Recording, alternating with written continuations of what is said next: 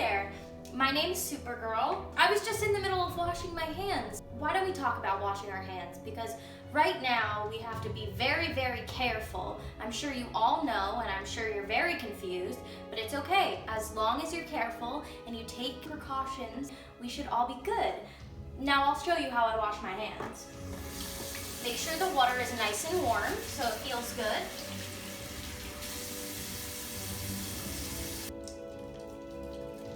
While you wash your hands for 20 seconds, you could do a lot of things. You could talk to your parents. You could memorize some math equations for your homework. You could sing your favorite song. Once you're done, make sure the water is all the way off because we want to conserve it. And you shake out your hands and make sure to grab a paper towel. Using the same towel over again can keep the germs that you just tried to wash off on the towel. So always take a fresh paper towel and throw it out. Now here's another tip that I think I should share with you.